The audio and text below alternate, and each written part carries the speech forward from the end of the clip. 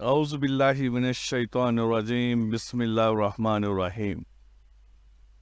میرے دل کی شہزادی، زندگی یوں تو پرسکون انداز سے گزر رہی تھی، کبھی کبھی مگر دل الاس سے محرومی پر افسردہ ہو جاتا تھا۔ ایک دن اداس بیٹھی تھی کہ ایک فقیر نے دروازے پر صدا لگائی۔ میں اس وقت صحن میں بچھی چارپائی پر بیٹھی ناشتہ کر رہی تھی۔ صدا سن کر لقمہ منہ تک نہ لے جا سکی، ہاتھ روک گیا۔ روٹی کی چنگیری جس پر مکھن والا ساگ رکھا تھا اٹھا کر دروازے پر چلی گئی۔ صدا لگانے والا ایک سفید ریش بزرگ تھا۔ میں نے روٹی والی چنگیری اس کی طرف بڑھا دی۔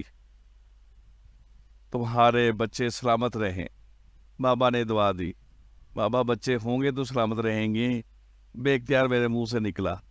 آواز میں حسرت کے ساتھ دکھ بھرا تھا۔ بابا نے میرے دکھ کو محسوس کر لیا، کہنے لگا، بیٹی اللہ کی رحمت سے مایوس نہ ہو، میں کوئی پہنچا ہوا بزرگ یا پیر فقیر تو نہیں، ایک عام انسان ہوں۔ ایک وظیفہ بتاتا ہوں، بہت آسان اور مختصر ہے۔ عشاء کی نماز کے بعد روز اسماء الحسنی پڑھ لیا کرو۔ اس دوران خواہ میں کوئی اشارہ ملے تو سمجھ لینا مراد پوری ہو گئی۔ بابا یہ کہہ کر چلا گیا۔ میں نے اس کی بات کو سنجیدگی سے نہ لیا، کیونکہ بہت علاج معالجہ کروا چکی تھی، لیکن امید بھر نہ آئی تو اللہ کی طرف سے تقدیر سمجھ کر صبر کر لیا۔ اس بات کو کچھ عرصہ ہوا تھا کہ فقیر بابا کی کہی ہوئی بات یاد آ گئی۔ سوچا بابا کا بتایا ہوا وظیفہ کر کے دیکھو، کیا خبر اس وسیلے سے مراد بار آئے۔ عشاء کی نماز کے بعد وظیفہ پڑھتے 6 دن گزرے تھے کہ خواب میں دیکھا ملبے کا ایک ڈھیر ہے، اس کی آڑ میں ایک ٹوکری ہے جس کا منہ سلا ہوا ہے۔ میں نے جب اسے کھولا تو ٹوکری میں چھوٹا سا بچہ ہے۔ یہ دیکھ کر میں خوش ہو جاتی ہوں۔ بیدار ہوئی تو سوچ میں پڑ گئی کہ یا اللہ، یہ کیا ماجرا ہے اور اس خواب کی تعبیر کیا ہوگی۔ دل نے سرگوشی کی کہ اللہ اولاد کی خوشی دے گا۔ اس خواب سے تو بظاہر ایسا ہی اشارہ ہے۔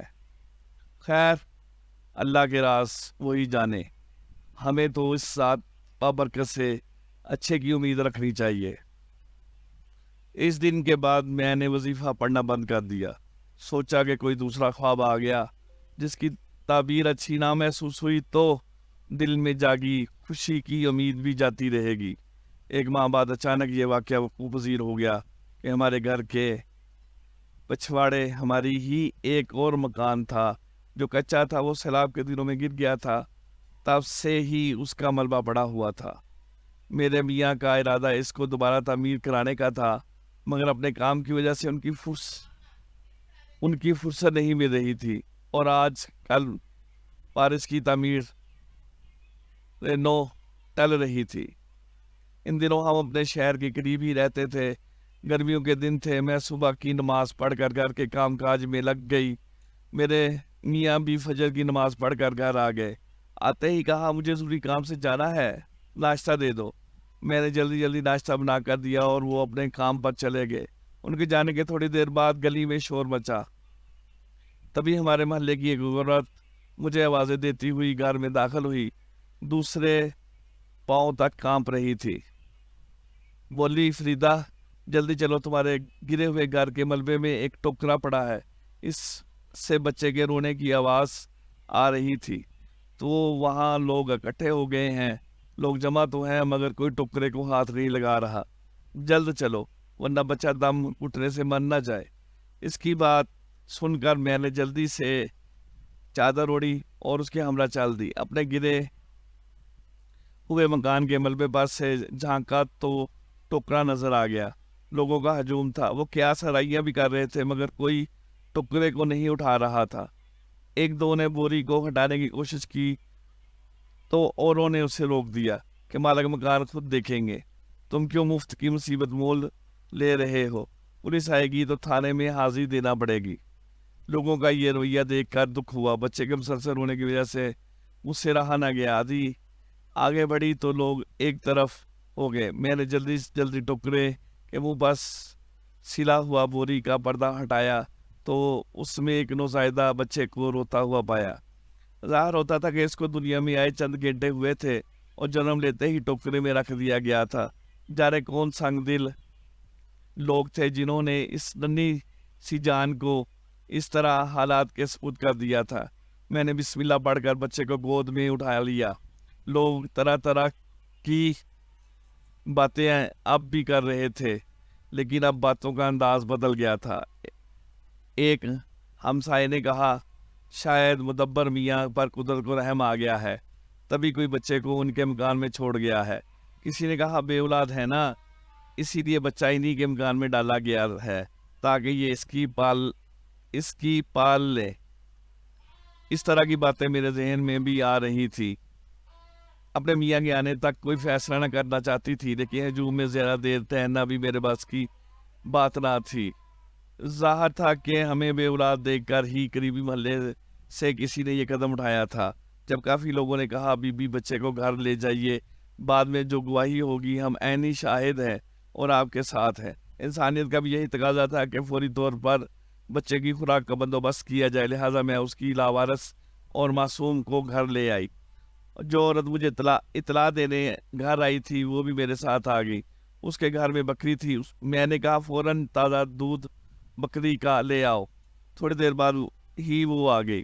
تب تک میں نے بچے کو اپنی انگلی سے تھوڑی سی شہد چھٹا دی تو وہ چپ ہو گیا۔ جس کپڑے میں لپٹا ہوا تھا اسے بھی کھول دیا، اس سے کچھ سکون ملا۔ وہ عورت کہنے لگی، بیچاری معصوم بچی ہے، لڑکا ہوتا تو کیا ہی اچھا تھا۔ میں نے کہا، لڑکا ہوتا تو کیا اور لڑکی ہے تو کیا، پھینکنے والے سنگ دلوں نے تو پھینک دیا، آگے اس ننھی سی جان کی قسمت جو رب نے اس کی تقدیر میں لکھ دیا ہے۔ بکری کا تازہ دودھ پیتے ہی بچی سو گئی۔ ایک گھنٹے بعد میاں صاحب بھی آ گئے۔ میں نے پوچھا، جلدی آ گئے؟ بولے، ہاں، جو کام پھنسا ہوا تھا اللہ کی مہربانی سے جلدی ہو گیا اور میں آ گیا۔ اچھا چلے آپ یہ دیکھیں۔ میں نے یہ بچی کے اوپر پڑے کپڑے کو ہٹایا اور ساری بات بھی بتائی۔ وہ حیرت میں ڈوب گئے۔ پھر چند ساعتوں بعد بولے، علاقے کے کونسلر سے بات کرنا ضروری ہے۔ وہ کونسلر سے بات کرنے چلے گئے۔ میرا دل نہ چاہا کہ میں اس بچی کو کونسلر کے حوالے کر دوں۔ فیصلہ کر لیا کہ اسے خود پڑھ لوں گی۔ اللہ تعالیٰ نے میرے ٹوٹے پھوٹے گھر میں پہنچائی ہے تو اسے نعمت سمجھوں گی جس کے لیے برسوں سے ترس رہی تھی۔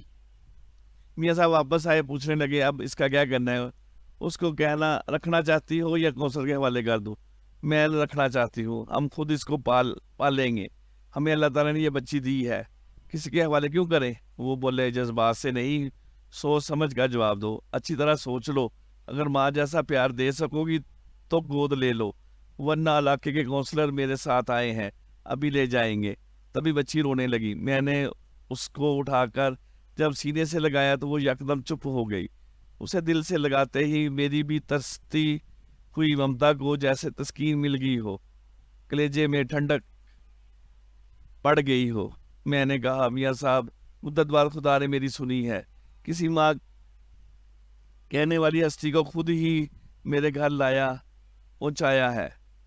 اب مجھ کو ممتا کی مٹھاس کا احساس ہوا ہے، مجھے اس سے محروم نہ کیجیے۔ وہ بولے، سوچ لو، یہ لڑکی ہے، لڑکا نہیں، اس کی حفاظت کرنا پڑے گی، اسے بیاہ کا رخصت بھی کرنا پڑے گا۔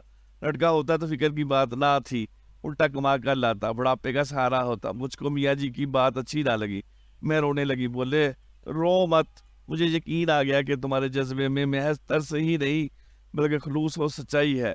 ٹھیک ہے، تم اسے رکھو، ہمیں عمر بعد اس فرض کو سچائی سے نبھانا ہے۔ تاہم 2 منٹ کے لیے مجھے بچی کو دے دو، میں کونسلر صاحب کو دکھا دوں۔ وہ بچی کو کونسلر صاحب کے پاس لے گئے اور تھوڑی دیر بعد واپس لے آئے اور میری گود میں دے کر کہا، لیجیے، آپ کی مراد خدا نے پوری کی، لیکن آپ کو اولاد کی نعمت اس بچی کے روح میں اس لیے ملی ہے کہ اس کی حفاظت ہو۔ اب اس کی پرورش دیانتداری سے کرنا آپ کا کام ہے۔ اگر آپ سے ذرا سی کوتاہی بھی سرزد ہو گئی تو پھر یہ یاد رکھیے گا کہ اللہ تعالیٰ کی بارگاہ میں روز قیامت جواب دہ ہوں گی۔ میں نے بسم اللہ کہہ کر بچی کو سینے سے لگایا۔ اسے اپنے دل کی شہزادی کہتی تھی، بعد میں اس کا نام ہی شہزادی رکھ دیا اور خلوص دل سے اس کی نگہداشت میں مصروف ہو گئی۔ شہزادی کی پرورش میں ایسی مگن تھی کہ بسا اوقات اپنے شوہر کے حقوق بھی نظر انداز کر جاتی۔ میرے میاں مدبر صاحب بہت صابر اور شریف النفس انسان تھے. انہوں نے کبھی اس عمر کا برا نہ بنایا، بلکہ بچی کے ساتھ میرے لگاؤ اور اس کی پرورش میں انہماک اور محنت کو دیکھ کر خوش ہوتے تھے. کہتے کہ تم کو اس کا صلہ اللہ تعالیٰ کی طرف سے ملے گا. میری شہزادی بڑی ہوگی، وہ اپنی توتلی زبان سے مجھے امی اور میرے شوہر کو ابو کہتی تھی. اس کی پیاری پیاری باتیں سن کر مدبر خوش ہوتے. دن رات ہم میاں بیوی بچی کے آگے پیچھے پھرتے تھے. اس کی وجہ سے ہماری بے آب و گیاں زندگی میں رونق آ گئی تھی. ننھی شہزادی ہم دونوں کو ہر دم اپنی جانب متوجہ رکھتی تھی.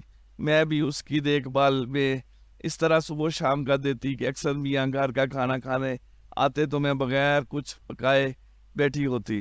پھر یا تو وہ بازار سے لے آتے یا بچی کو گود میں لے کر بیٹھ جاتے اور میں فٹافٹ کھانا بنانے بیٹھ جاتی. میری ذات کا خلا ممتا کے جذبہ کو ملی آسودگی نے بھی بھر دیا تھا. تو میاں نے بھی بچی کے پیار میں کوئی کمی نہ کی. وہ جب گھر آتے ان کی ساری توجہ شہزادی لے لیتی. اس کی ہر کس فرمائش پوری کرتے. قسم قسم کے کھلونے، خوبصورت کپڑے، ان کی ضرورت کی ہر شے وہ ڈھیروں کے حساب سے لے کر آتے. ہمارے بیمار ہو جاتی تو ہم ایک پل اس کو گود سے نہ اتارتے. وہ تو ہماری آنکھ کا تارا تھا. میں تو ایک پل بھی اس کے بنا نہیں رہ سکتی تھی. خدا کی قدرت، جب شہزادی اس گھر میں آئی تھی روپے پینے کی طرف سے بہت آسودگی ہو گئی تھی. بیٹی تو خدا نے دے دی تھی، مگر بیٹے کی آرزو دل میں باقی تھی. اللہ سے اکثر تنہائی میں کہتی کہ تو نے آنکھوں کا نور دے دیا ہے مگر بڑھاپے کا سہارا نہیں دیا. ہمارا ایک بیٹا ہوتا تو پھر زندگی میں کسی شے کی کمی نہ تھی. میں نے محسوس کیا تھا کہ یہی خلش مدبر کے دل میں بھی تھی. ایک دو بار حسرت سے ان کے منہ سے بھی نکل گئی کہ میرا رب بیٹا دے دیتا تو اس کے خزانے میں کیا کمی تھی. تاہم صبر کے سوا چارہ کیا تھا. یہ اپریل کا مہینہ تھا. بیساکھی کا میلہ تو ہر سال لگتا تھا، لیکن اس سال یہ اور طرح کا لگا. میرے میاں نے کہا تم اجازت دو تو میں شہزادی کو اپنے ساتھ میلہ دکھانے لے جاؤں. بچی نے سنا تو مچل گئی کہ میلہ دیکھنا ہے. میرا جی ڈرتا تھا، سوچا منع کر دوں تو میرے شوہر کا دل برا ہو جائے گا. میں نے نہلا دلا کر شہزادی کو تیار کیا اور سجا سنوار کر ان کے ساتھ کر دیا. شہزادی ان دنوں 6 برس کی تھی. میلے کی جگہ ہمارے شہر سے زیادہ دور نہ تھی، یہی کوئی 2 کوس پر ہوگی. میاں تانگے پر گئے تھے، ان کو دوپہر تک واپس آ جانا تھا. تانگے پر بیٹھنے کا ہماری شہزادی کا بھی بڑا شوق تھا. وہ اس سواری میں بیٹھ کر بہت لطف اندوز ہوتی تھی. یہ صبح گئے اور دوپہر تک واپس آنا تھا. اس کے بعد گرمی ہو جاتی تھی، جبکہ اکثر لوگ سپہر کے بعد جاتے تھے اور شام تک میلے کا لطف اٹھاتے تھے. دل میں برے برے خیالات آنے لگے. خیر خدا کرے آج انہوں نے میلہ مغرب سے پہلے بند ہو جاتا تھا. ان کو دوپہر سے شام ہو گئی اور وہ نہیں آئے. مجھ پر گھبراہٹ طاری ہونے لگی اور دل میں برے برے خیالات آنے لگے. خدا کرے آج انہوں نے کیوں اتنی دیر لگا دی. شام کو مدبر آئے تو حیران و پریشان تھے. ان کا منہ اترا ہوا تھا اور بچی ان کے ہمراہ نہیں تھی.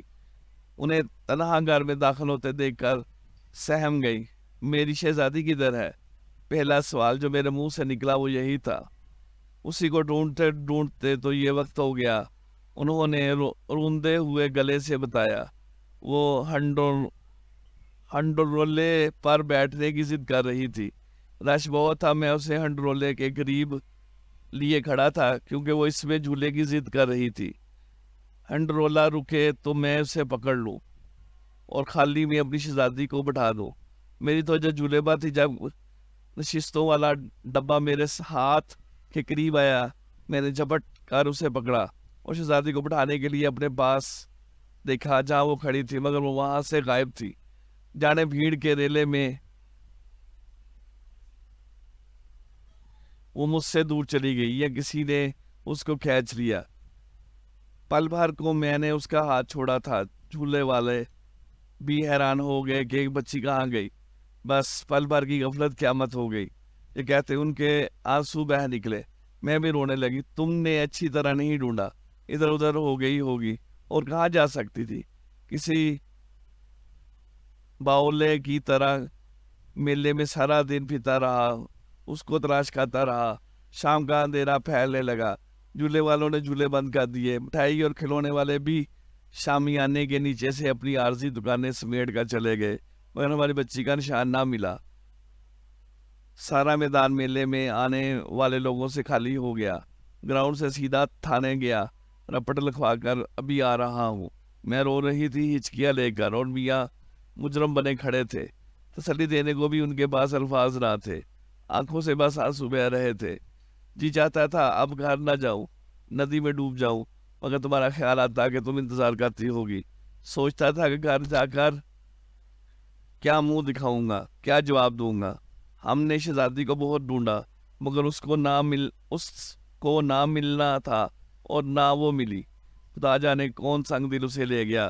خدا نے ہمیں خوشی دی مگر عارضی کہ وقت نے پھر چھین لی، بدلے میں ایسا درد دے دیا جب تک زندہ رہے اس درد کی ٹیس اٹھتی رہے گی، اور ہمیں ہر حال میں یہ درد سہنا ہوگا۔ کاش وہ ہمیں اولاد کی خوشی نہ دکھاتا تو اچھا تھا۔ وہ تو کم تھا، مگر پا کر کھو دینے کا دکھ بہت زیادہ ہے، اتنا کہ اس کی حد نہیں۔ جب جب مجھے اپنی لاڈلی کا چہرہ یاد آتا ہے، بن پانی کے مچھلی کی طرح تڑپنے لگتی ہوں، اپنے اللہ سے فریاد کرتی ہوں کہ اگر یہ خوشی عارضی تھی، اگر یہ سکھ ہم کو راس نہیں تھا، تو نہ ہی ملتی تو ہمیں یہ خوشی کوئی اور ہی لے جاتا، اس معصوم اس طرح نہ کھوتی۔ اللہ بے نیاز ہے، سب کی فریاد کو سنتا ہے مگر جواب نہیں دیتا۔ نہ جانے ہم سے کون سی کوتاہی ہوئی، اب توبہ کرتی ہوں کہ بیٹے کی جو حسرت تھی اسے بھی دل سے مٹا دیا ہے۔ وہی بیٹی رحمت تھی، اور نعمت بھی وہی تھی ہمارے لیے جو نہ رہی۔ شاید ہم اس نعمت کے قابل نہ تھے۔ اس واقعے کو 28 برس گزر چکے ہیں، مگر زخم پہلے کی طرح تازہ ہے، لگتا ہے جیسے کل کا واقعہ ہو۔ کوئی اگر آج بھی میری شہزادی کی خبر لا دے تو یہ جان بھی نذرانہ کر دوں گا۔